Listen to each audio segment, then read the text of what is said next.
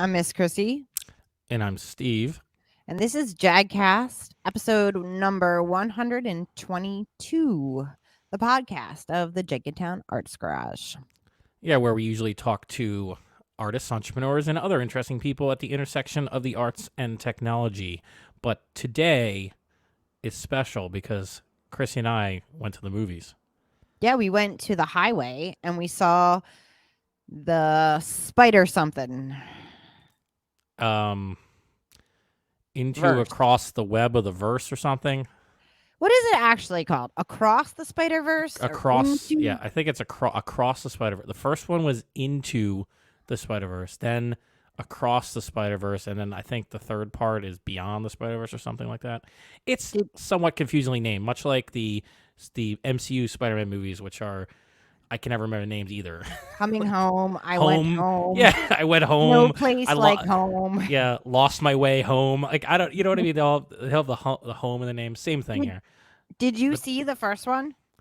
Of what? Into the Spider-Verse? Yeah, to the spider thingers. Yeah, I did. I did see Into the Spider Thingers. It was a while ago. I did not see that. So this podcast is coming out long after this movie has been out. So you've probably already seen it. But I remember seeing Into the Spider-Verse. So here's I'm just gonna be upfront about this. I didn't like Into the Spider-Verse. Apparently, did I'm you minority. like Across the Spider-Verse? No, I liked it even less. Okay. I think I'm going to be the one who just really disliked this movie, and apparently a lot of people like it, but no accounting for taste, I guess. So I did not see the first spider thing, but my daughter did a long time ago, I guess. It must have been several years ago, right? And then it was like, yeah, it was pre-pandemic, I think. Yes. It was a while ago. That's about right. So she saw it a long, long time ago, and she really liked Spider-Man. So she wanted to go see this, and we actually went on the day before the last day they had it at our local theater. Is that right? I wasn't there. No. I wasn't there when she went the first time, but you and I just went to the movies with her. Oh, so now we're talking about Across the Spider-Verse. See, I'm getting confused by which Spider-Verse movie we're talking about. Spider-Verses. It's too confusing. Okay, well, look. The first Spider-Verse movie I really disliked. I found the animation style oppressive, like irritating to watch, and I didn't like really much about the movie. There was some good parts, but the animation really got me, and so I was going into this one apprehensive because I was like, I don't want to watch another movie that hurts my eyes like the first one did. So did your eyes get hurt this time? I mean, yes, but in a different way. Whereas the first one, I felt like the animation style made everything look blurry to me. Like nothing was quite in focus. This one, it was just so many clashing animation styles and color that I literally left the theater and I was partially colorblind for the rest of the evening. Like I feel like I walked around and colors were more dull. Like the green of the grass was more grayish. I thought some of the animation was kind of cool, but I don't know a lot about comics or Well, let's talk about it. Let's talk about it a slightly more structured way. Let's talk about the first the animation style while we're on that, okay? The animation style in this one was, I think, improved from the first one, but and what they try to do is bring in multiple animation styles of the different universes, right? And sometimes that worked, but I feel like as the movie went along for me, it got really old really fast and ended up too many clashing styles and too many like Easter eggs, and I started getting really annoyed with it. But in the beginning, when we were in Gwen's universe, and there's that, what is that, like paper mache looking vulture guy who comes in, has a fight. Yeah, that looked cool. Very old, like 60s or something. If that would be, I'm gonna open my Go Girl, Steve. Your Go Girl. I mean. Yeah, sorry. Nice. Anyway, so you liked the vulture in contrast to the modern stuff? No, I thought that scene worked because it was like basically just two styles on the screen at once. But by the time you get later on in the movie and there's just a gazillion Spider-Man everywhere, all different styles, some live action which really looked weird. I just thought it looked like a mess. Basically, if I had to say, like this movie is just, in 2 words, an overindulgent mess. And it just gets worse as it goes along. But it started out pretty good with that one action scene. I thought that was my favorite one. It's the only one that stands out in my mind, actually. The rest of the action sequences just kind of like blur together. But animation style, yeah, the clashing animation styles kind of annoyed me. I know you liked the some of the specific ones, right? Like the Spider Punk, maybe. Yeah, I like so I liked like the like teen angst animation, the like watercolory, like Gwen stuff, that like you liked pastel-y, angsty look in the beginning. Well, was in contrast to the one you were just talking about. I like that. Yeah, well, I mean the thing about the pastel colors is like that just looked like mush to me. Oh, I kind of liked it. It had like, and then I did like that punk guy a lot. I thought that was interesting. Yeah, the Spider Punk, I mix feelings about the Spider Punk animation. On the one hand, it's distinct, but it also keeps popping, and it just annoyed me after a while. Like it just keep changing, like it's like paper cutouts or something. So yeah, there's a lot of look. There's a lot of innovative and interesting animation done in this movie, but it's kind of like they threw the kitchen sink at it. Just so much that I think it went overboard and became too much for me to tolerate. And I think part of that is just because it was such a long movie. Yes, I will say I wholeheartedly agree that this movie is too long. It literally made my knees creak. I don't sit still that long. Your knees creak. It did. By the end, I was like, oh man, I need to stand so bad. My knees are starting to hurt. Yeah, so the animation style is interesting, but maybe overwhelming. At least I found it that way. But it's good. It's well animated. It just maybe a little too much. But then it would have been way more tolerable if it wasn't like 2.5 hours long almost. It's like 2 hours and 20 minutes for this movie, and it's not even a complete movie. I mean, so it's like multiple pee breaks long. Yeah. You know what I mean? You had to take the your child out. Yeah, more than once. Times. So more than once. I know. I was like more than once. This movie is so there was long stretches of this movie where I was just bored. Like the movie has a problem, I thought, with the way its pacing goes. So it'd have like an action sequence or something, and then everything just grind to a halt. So we can have some teen angst and parent drama. It was like a soap opera. I think it was all fine if they had just gotten an editor. Yeah, I don't know why it goes on. Remember that one scene with his mom talking to Miles' mom talking? And I turned to you, was like, it's still going on. I started laughing. It just kept going on and on and on. Like it really wore out its welcome. I'm like, why is this scene continuing? I kept thinking in my head multiple times in the movie, like, here's where you should cut. And then it would just keep going for 5 more minutes. Strange choices in my view of the pacing and where cuts were made and not made. Sometimes I don't understand why this movie's so long that it even needs a second part. Like the third movie is really the second part of this movie, right? Why is this movie 2.5 hours long? Like nothing really happens in this movie for like an hour. Like you're just kind of wandering around. Like I can't even remember what happened in the beginning of the movie because it's so boring.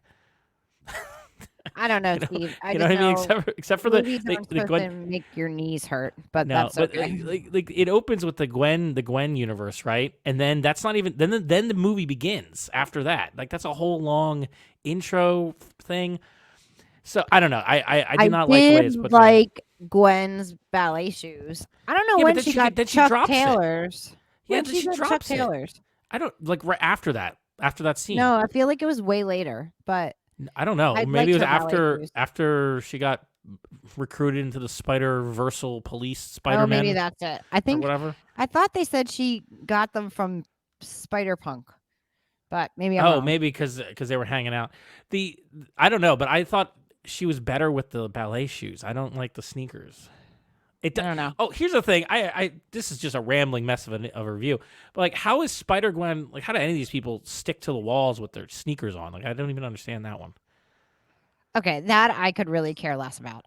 Really, because we're talking about the lore is what bothers me. So anyway, we were talking about the animation style, then the length of it being just a little too long for us. I don't understand why it was so long. And then it just kind of ends abruptly right when it's approaching a climax. Like you've waited so long, and then you're like, oh, finally something important is going to happen, and then it just doesn't. It just stops. Okay. So, Well, I mean, so those little so you are a much more comic book person than I am. So what did you think about those little things in the corner? I couldn't even read them. They would disappear so fast. Okay. Do you remember what any of them said? The editor's notes? No. But I do remember them popping up. I didn't know if they were important. No, it's kind of like, I don't know. I couldn't read them fast enough. They were like, it was hard to read. They're kind of like you would see them in comic books sometimes, like little notes, but not that often. So the whole thing, it was trying to, again, my whole view of this and the other movie too is that it does too much. It tries to do too much. It's trying to be like every comic book I've ever seen. Do you read comic books? Or did you read comic books? I did when I was a child. Did you read Spider-Man comic books as a child? I read some of them. I remember I used to read the Ultimates a bit.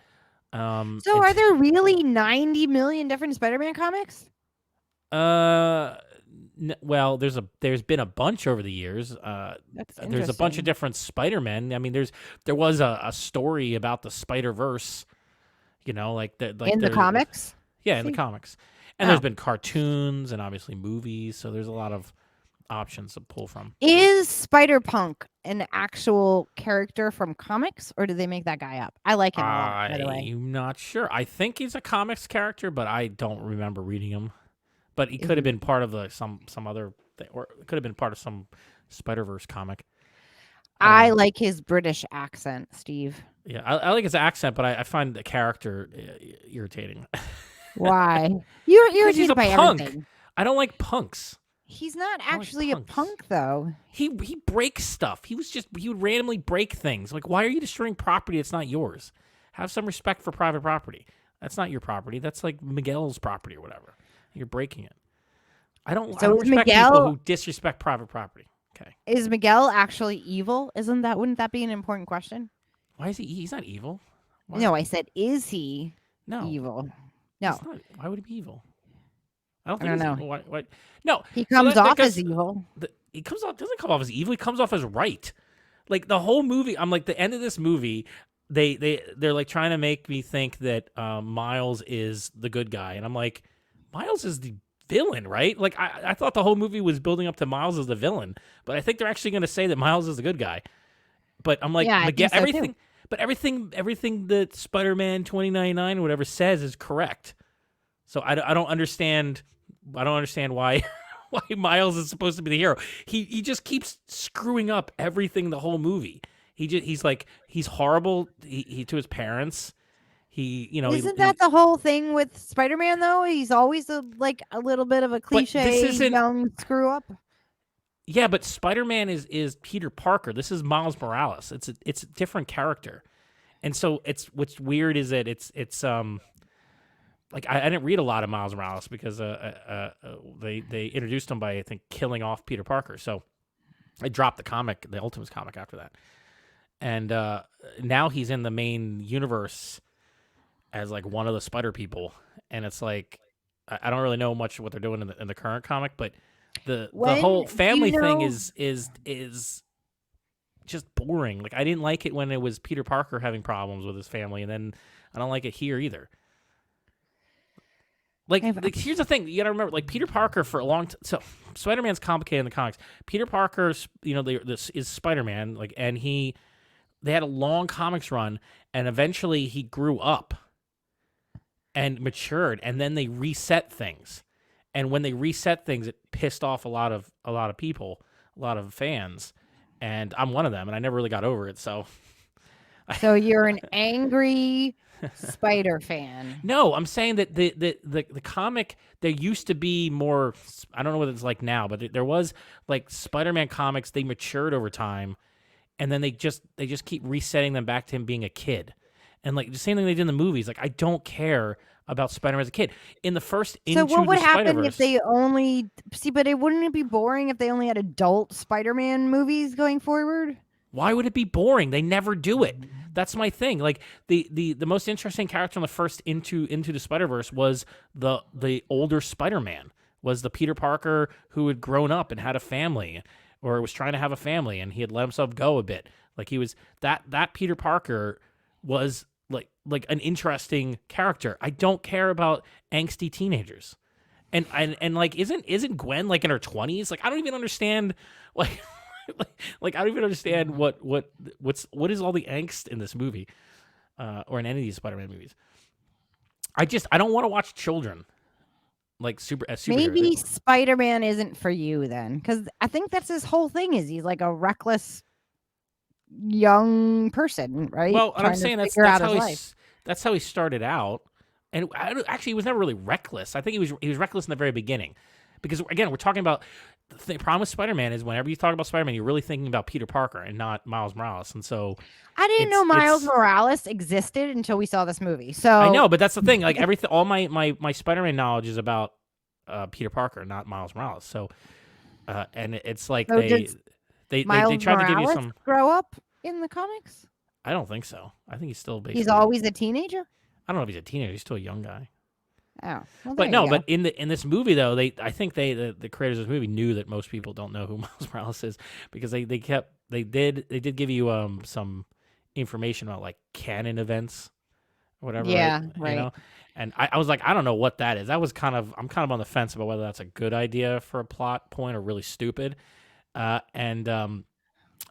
was like, the canon event for the police captain must die, and I'm like, really? Is that a canon event? I guess. They spent a lot of time, I think, on Miles Morales' personal life, because they're trying to introduce you to the character, you know, and they did this in the first one too. But it's just I don't care about teenage angst, Chrissy. I just don't care. Okay. You know, it's like I didn't care about Spider-Man, the MCU movies, because I don't care. I don't care about a teenager and his ridiculous fake problems that teenagers have. So, you know, I don't know. That's kind of a problem for me with this movie, but with any of these movies, I can't get into them because the protagonist is not someone grown up now. Yeah, and that's why I'm like the actual hero of this movie is Miguel, the Spider-Man 2099, who's been saving the multiverse, fixing everybody's stupid problems. Like I feel like Miguel sometimes. Like I work in the software, so I'm like fixing things that like all the time. So I could understand that view where he's like, stop breaking things, just stop breaking things. You know, I'm tired of cleaning it up. That's the impression I got. And you know, he's also part vampire or something. I don't know what. Yeah, I feel like we're gonna learn something else about Miguel in the next movie. I don't. Yeah, I know. When is that coming out? Do you know? Next year. Oh, well, that's encouraging. At least it's not 5 years from now. I have a question though. Yeah, I don't know if I can answer it. Yeah, I don't know if you can either. But I'm not really an expert. I'm faking expertise in Spider-Man. Okay. So I barely what's up with it this anymore. Spot guy? This guy that's got these weird holes in his body. Oh, you know what? I have no idea if that's a guy from comics or not, but he was also. I did a tiny bit of Googling, and I guess he's like a spoof villain somewhere along the line. Like from the comics? Yeah. And they made him a serious villain. That's cool. I like when they do that because I liked him a lot. He was also a favorite character from funny. This. Yeah, he was funny and also threatening. Like, so one of the I like how he wait, did he make fun of somebody made fun of the quippiness of the Spider-Man, which but I remember when he showed up, yeah, he's hilarious with the holes thing, but then bagel thing. Yeah, the bagel thing, the food coming out of his hole. But the ATM thing was kind of funny. Yeah, but then was that him or yeah, that was him. But he evolves into a real threat, like a multiversal threat, which is cool. You know, I like that. I like. People out there watching or listening should notice the weird drippy spots that Steve put on the background. The weird drippy spots. On your background. Yeah. Weird dripping spots. Why you wouldn't describe them as weird or drippy? Yeah, I made a little custom background for us. Yeah, with weird drippy spots. Yeah, that's like spot. Like, I know. I'm saying people should notice and realize. I thought it looked like. I thought it kind of looked like an orange cow, but whatever. I like. They just say cow guy or cow man or something in that movie. They start calling him cow, but no, I liked his I like that character. It's just too bad that he kind of is in the movie and then he disappears for long stretches, because again, this is not an entire movie. This is like it's like a setup for the actual movie, which is the next one. And but it's like 2.5 hours. It's too long for a setup. I'm not the only one who's been annoyed by the ending. Like your kids are annoyed, right?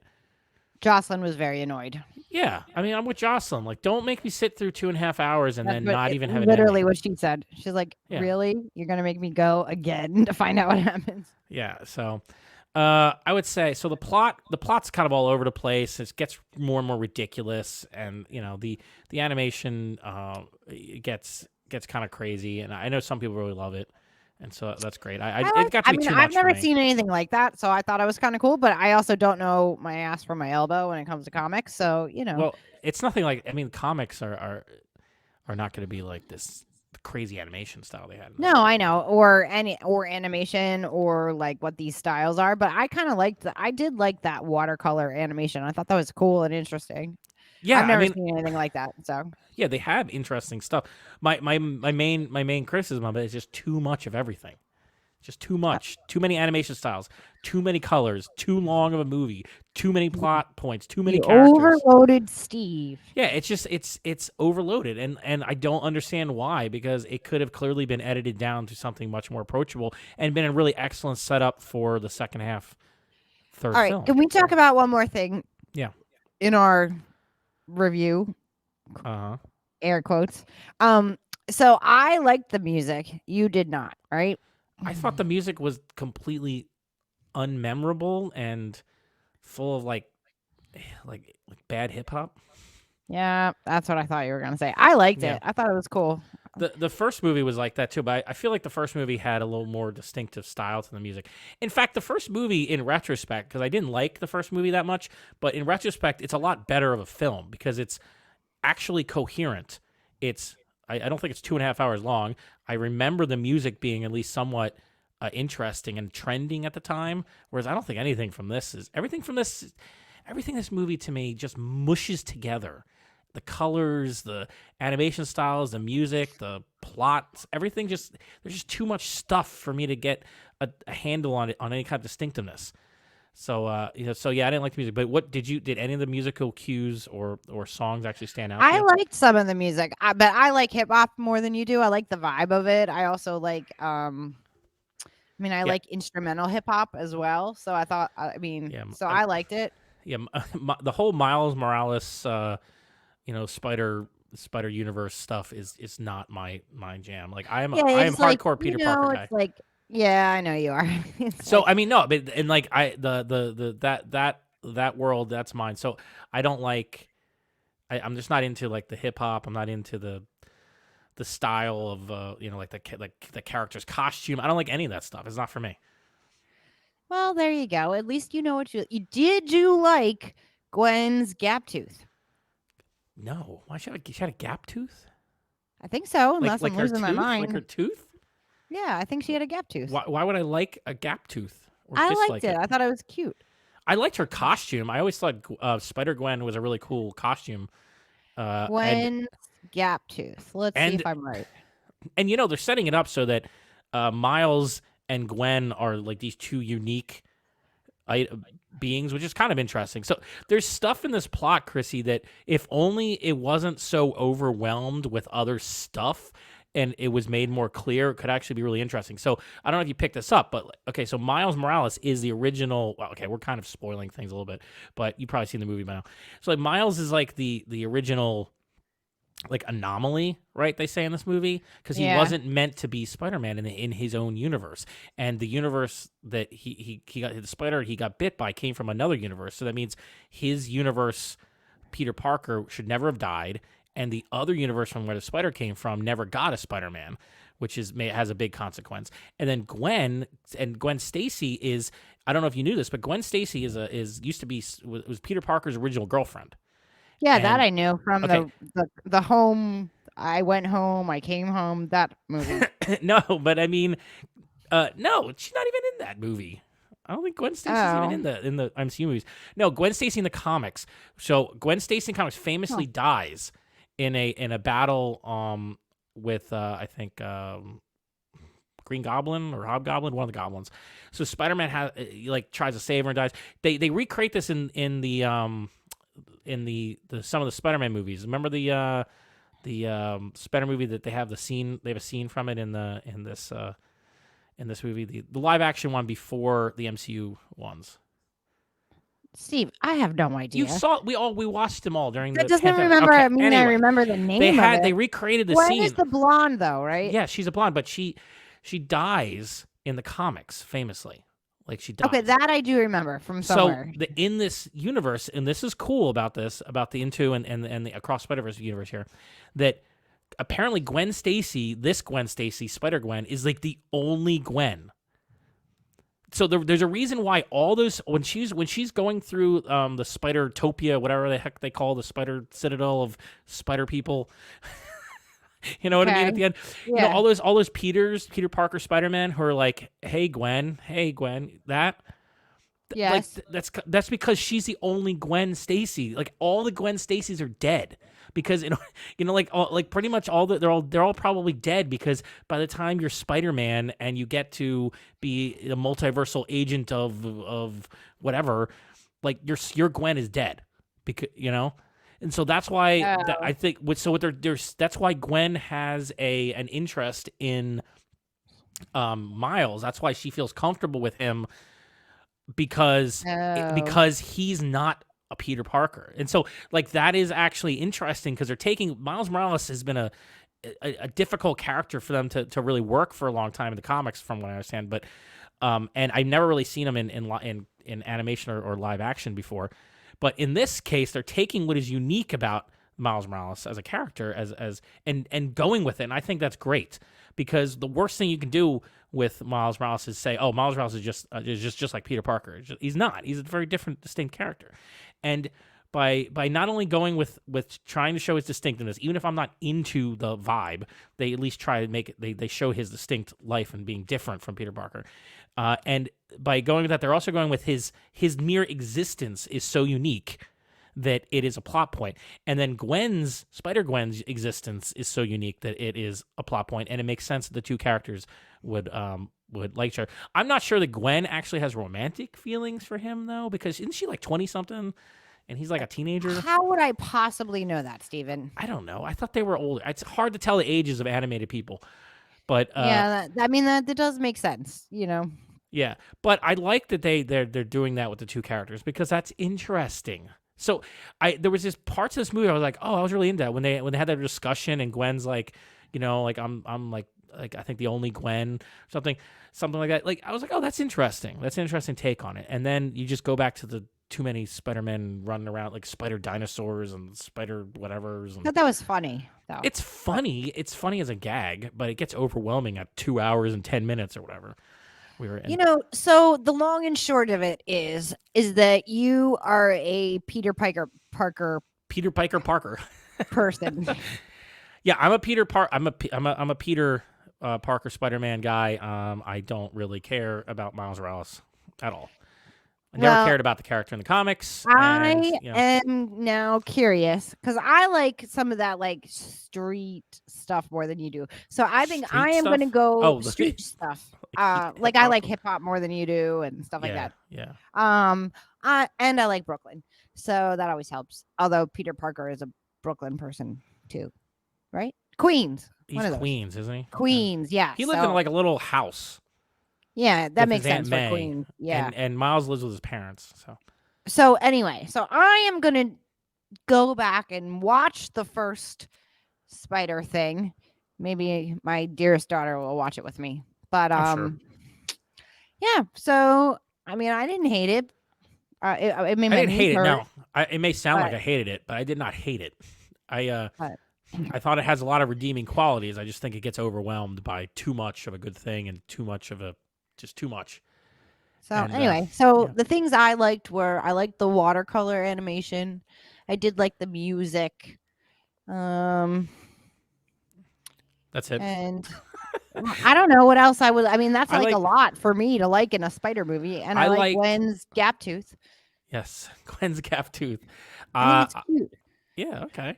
I liked some of the animation, like as I said, especially that intro action sequence with the vulture from Paper Mache World, whatever.